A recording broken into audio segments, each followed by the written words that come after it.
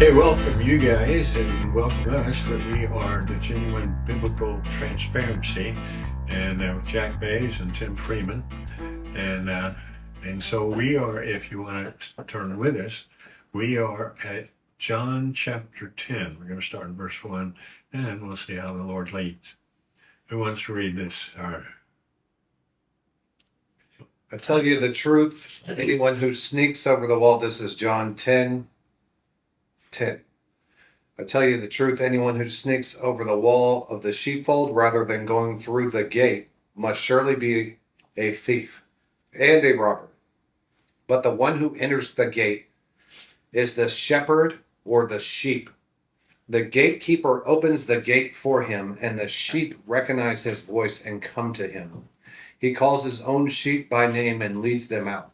After he has gathered his own flock, he walks ahead of them, and they followed him because they know his voice. They won't follow a stranger, they will run from him because they don't know his voice. Those who heard Jesus use this illustration didn't understand what he meant, so he explained it to them. I tell you the truth, I am the gate for the sheep, and all who come before me were thieves and robbers. But the true sheep do not listen to them. Yes, I am the gate. Those who come in through me will be saved. They will come in and go freely and will find good pastures. The thief's purpose is to steal, kill, and destroy. My purpose is to give them a rich and satisfying life. And that's where I'd like to stop right there. All right.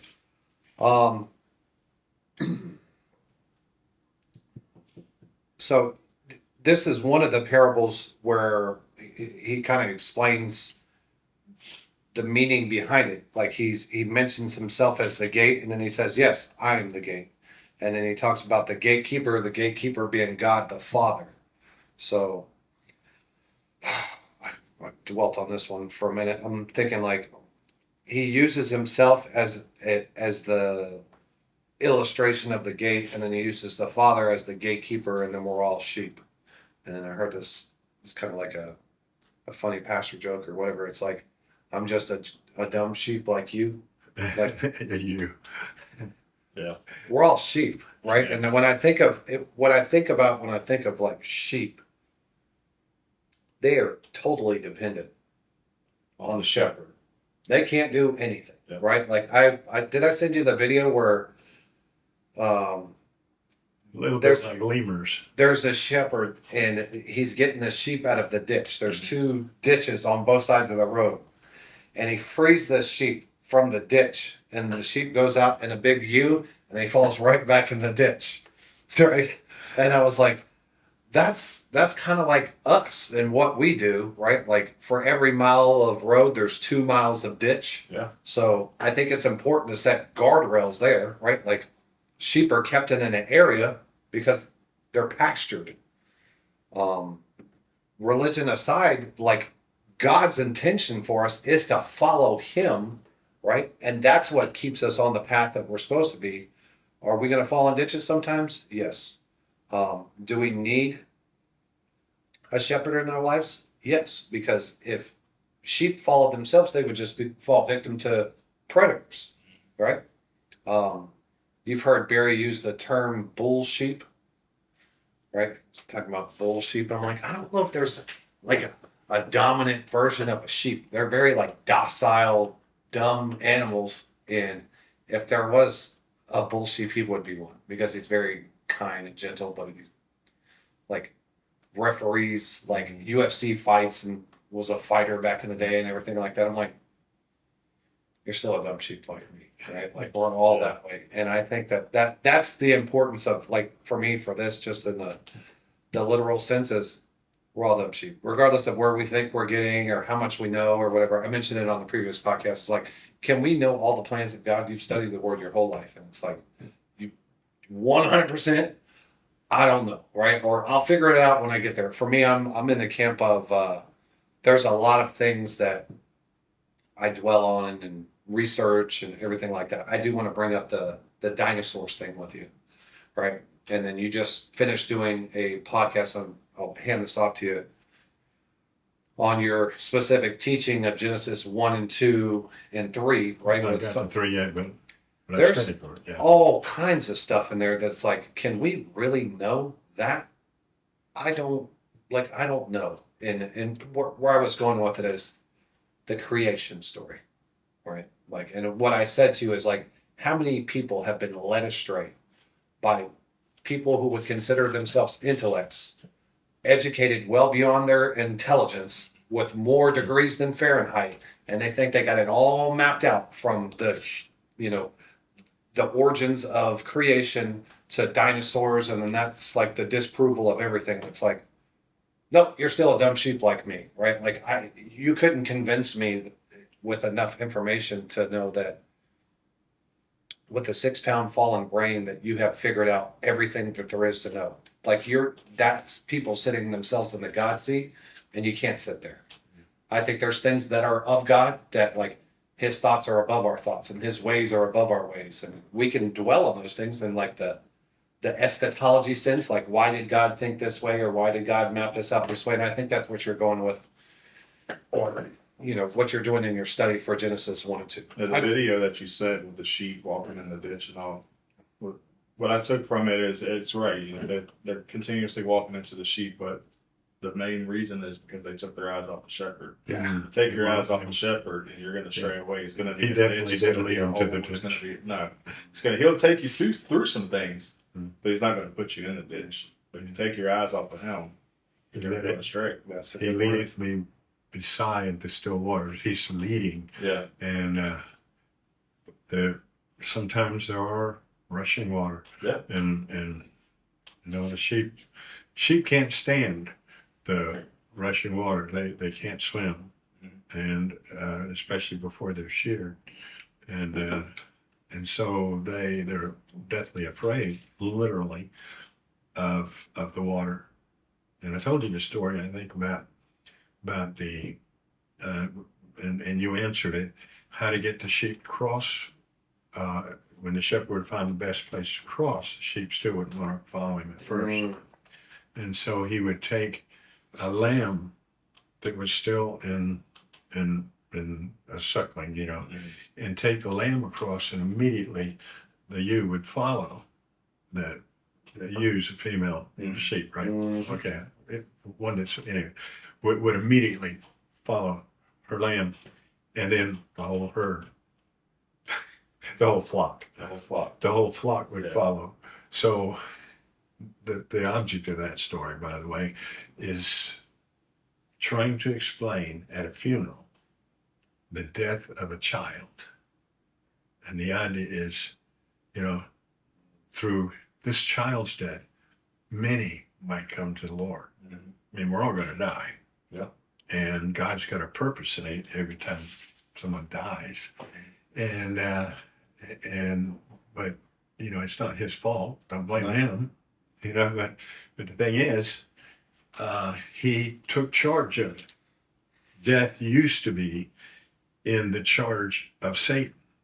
In Hebrews 10:13-15. But God took that away from Satan. And he's got broad enough shoulders to where he can stand the criticism of his planning. Because death will always be the right way and the right time. It won't be a good time and it won't be a good way, but it'll always be the very best way and the very best time. And but we won't understand it, maybe, even until we get to heaven. And we look back and we see someone who trusted Christ as Savior because of that event. Well, I've seen it many times. Something else about what Jack was talking about, the educated idiots. I had a friend that used to call him that. He was he was a pretty professional guy. He was a aircraft traffic controller, and you got to be pretty quick on your feet to do that, especially he was in Tampa. But he used to call him the edge. But I went to University of South Florida. Anybody doesn't know, I'm retirement age. I'm 76 years No. old. When I was in high school, we were taught these theories of, they weren't really theories, they were hypotheses about uh, evolution. That's And there were many other things about the workings of your brain. They talked about the creases in your brain and they all this sort of stuff. And it was all supposed to be proven science. Almost all of it, or everything I remember about it, has been proven to be defunct at this point. That they were the scientific truth, just like evolution. The Bible says to beware of fables and fairy tales. Mhm. So I don't need to study evolution because we know the creation Yeah, the creator. and we know the truth. That's So- right. But anyway, I got off the subject, as I am prone to do. the second thing I had was his voice, Hmm. right? So I've I keep mentioning videos or whatever the case may be. Watch this video where it's a farmer and he's sitting there with like 5 kids, and then there's a herd of sheep that are off in the valley, right? And these kids are trying to get the sheep to come up to them because they're trying to feed them. And then one by one, they go through and try to whistle and get them attention and everything like that. And then the shepherd says one word. And when he says one word, like one's ears perk up and then they all come to the gate. And then the kids feed them and everything like that. With as many voices and as much entertainment and as much information and all this stuff that's out there that you could lose track of, do you know the voice of the Good Shepherd? And for me, I've spent most of my life, right? And I would say I dwell a little bit of this on like the spiritual side of things, of like discerning his voice from other voices and other sources of like information and everything like that. I've talked to you before. Like one of the reasons that I got off track when I was a teenager is because I listened to some of these other discerning voices when it come to science and technology and history and sci-fi and all this stuff, trying to obtain and gather knowledge to refute the faith that was in me. But in the end, God defeated me in my rebellion against him. And I think that was when I realized like his voice has been there the whole time. And I can't explain it. I can't say that I've sitting here and, I'm not going to say on camera like I hear God's voice all the time. I have heard the audible voice of God. I know that. I know that when I was a teenager, and I've heard it when I was an adult. That's my personal belief. I believe he's a God who speaks. He's not a dead God in the grave. He's a live God, right? So, and I think that he wants to talk to us. We just have to be willing to listen. We have to block out all of that other stuff. That's where I was getting to with the voice of the Good Shepherd. Is like there's many times we've sat here and talked about it. Like you make 1,000 decisions a day, and hopefully you're making the decisions that it says right here. It says, "Oh God, I tell you the truth. I am the gate for the sheep. All who come before me were thieves and robbers, but I am the true sheep. Do not listen to them. Yeah, I am the gate. Those who come in through me will be saved. They will come in and go freely and will find good pastures. The thief's purpose is to steal, kill, and destroy. My purpose is to give them a rich and satisfying life." It says that he goes before us. That's what I was trying to find in that.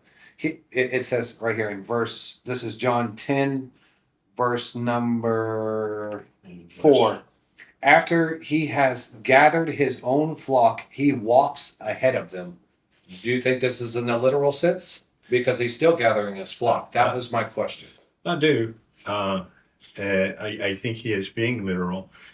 There's another way of looking at it where he does not. He walks with us, a number of ways you can look at it. And I'll expand kind of a little bit along those lines. But it kind of a little bit reminds me, what you're talking about reminds me of, I heard a missionary talking about it, or referred to, it was years and years ago, about the guy that he went to Africa and he went to look at the shepherd, and he was out and he saw the sheep coming and the shepherd behind him, and he was nudging them and kind of beating them. I don't know, but he was forcing them across the road, and they got across the road, then this guy came up, just walking up to the road. He walked across the road, and all the sheep just followed him. And the guy said to the guide, says, "What's the difference?" The guide said, "Don't you know? The first one was butcher. Some of who we're following, and what I want to get to eventually here is those that we're following. Well, what did you read? Let's see. But at verse 6, this parable spake Jesus unto them. By the way, the translation of the illustration may just be a better translation. I'll get to that in a moment if it's okay. When you finish with and you had a third point you went over. I did.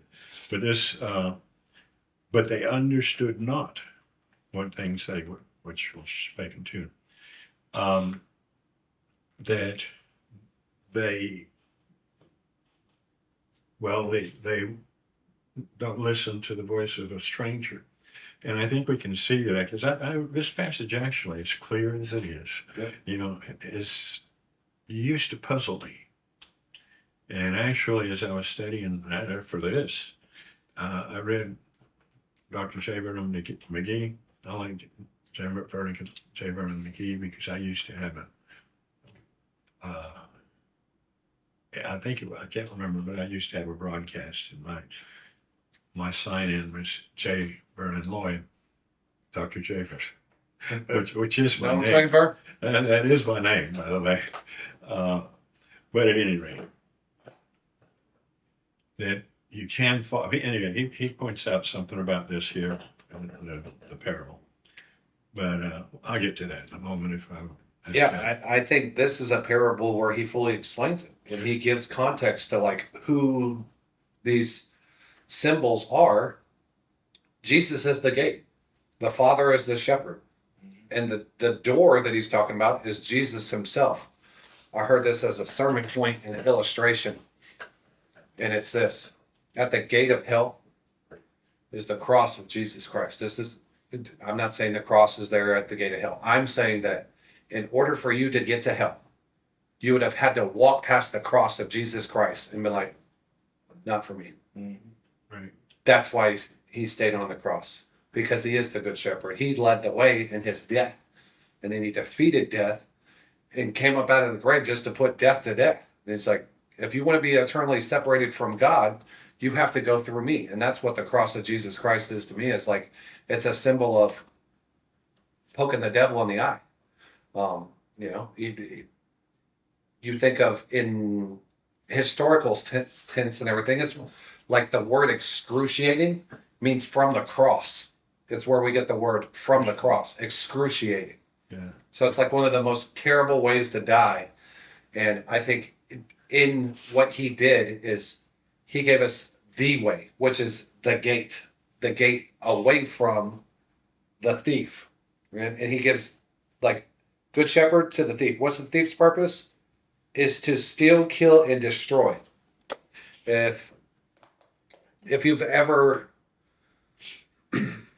been outside of God's will, or if you've ever, this is for somebody who became saved later on in life. I meet people all the time, right? That they didn't grow up in a church, and they're the generation that broke free from whatever the case may be. They didn't grow up in church, and they're just trying to figure it out, or they want to do right for their kids. And their context of like what faith is and everything like that is very, most would be very basic level Bible, scripture, whatever the case may be. But what I know is that why does he use this as reference of like the people as sheep? Because regardless of where you are, like if you're the head of the line Christian and you've been going to VBS and Vacation Bible School and all these things from the time you were born until you get to your death, like it really doesn't matter because there's no first place finisher at the foot of the cross. It's over everybody. And for me, that's why the point of like at the gate of hell, there's going to be the cross of Jesus Christ, because you can choose to go back, right? And you can go the narrow way. The broad gate is where you get to roam free. And then at the end of this, if that's what you want to do is roam free, well, you're going to get to roam free. Hell, right? This is a very good one. I heard this as a sermon illustration too. It's like heaven is the only place where it's really not fair, because we didn't get there on account of what we did. We got there on account of what he did, right? Hell is where you got there and you got what you wanted. Yeah, what you did. If you wanted to wander, and you see this on like these Jeeps and everything, all those who wander aren't lost. Why are you wandering? You have a knowledge, like if you put that, you get what I'm saying? Like you have a sense to know better, Yeah. but you choose to go another path, right? For me, that's the lost sheep. But again, this is where I was going with this, is like he leaves the 99 for the one. And for me, that's the point of what we're called to do, is we need to seek and save the lost. There's a lot of people out there who don't know, and we do need to evangelize. We do need to be, active and alive. And for me, where, what holds the hinges of the world together is the church, right? If you have breath, then you can still be used. There's so much that we can do. And just going back to the sheep thing is like, we feel like we can't do much, or whatever the case may be. I'm going to go and I'm going to take my family on Sunday and I'm going to do this, and then that's it. And then you put your lamp under the lampstand. Like, let your light shine brightly amongst men, and let the chips fall where they may. You mentioned it on the last podcast with, like, what we can do with this faith. Your life is a testament to this. Your testimony is a testament to that. And then I think that, for me, like if I'm speaking to myself 15, 20 years ago, is don't come in and feel like you have to compare with Tim and Jerry. Just be you. And God will work all that thing out, right?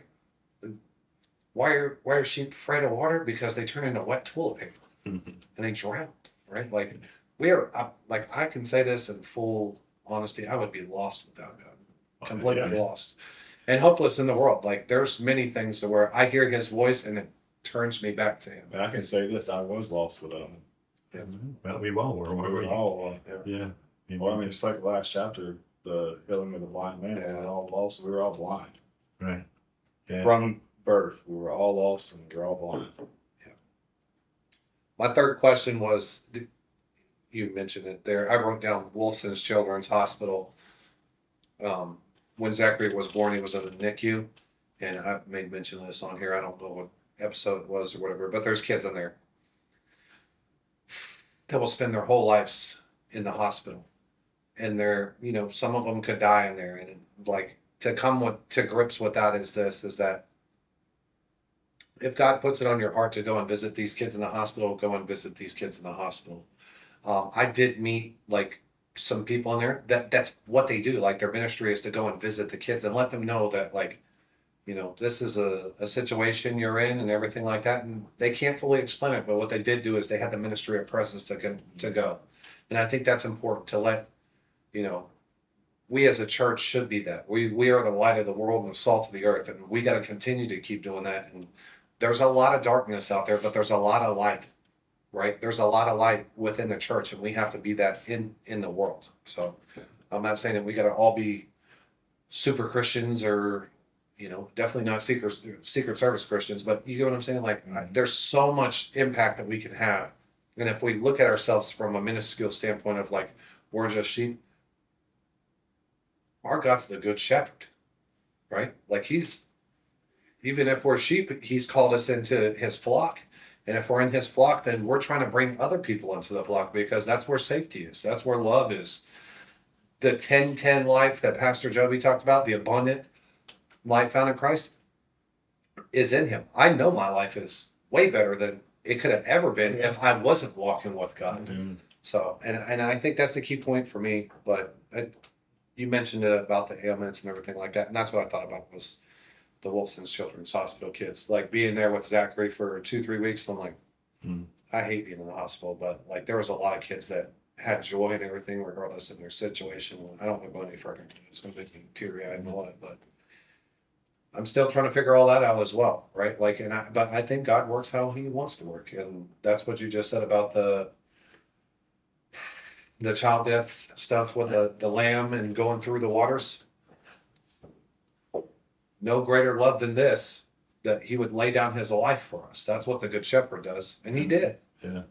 So I just talked about my own point, but that was my question. And you mentioned it with your little lamb going through the waters and everything like that.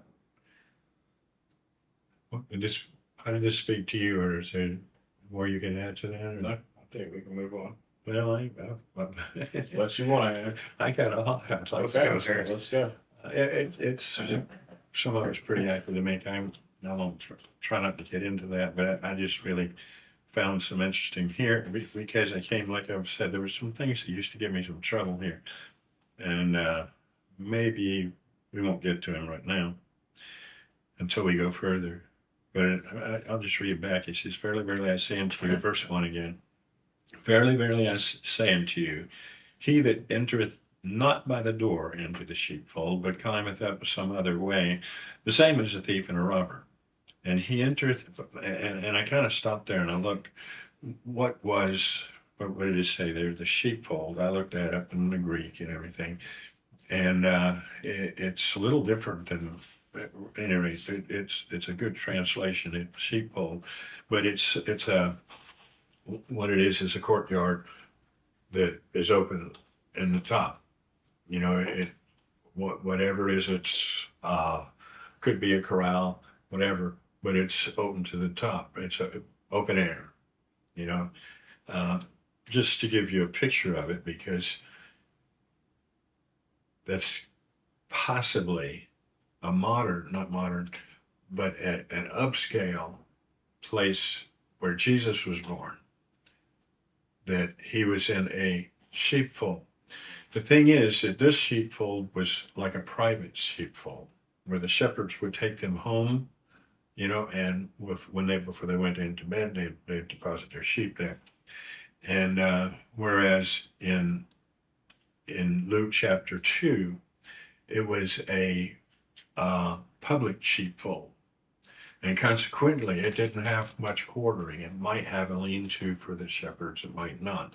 The only thing that was guaranteed that there would be a well there where they get water for their sheep. And there might be, there obviously was a large stall or feeding trough, you know, the manger.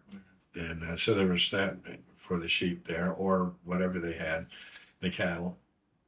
And but it was still open air. The baby was probably baby Jesus was probably born in the open air, not in a barn. It was a corral.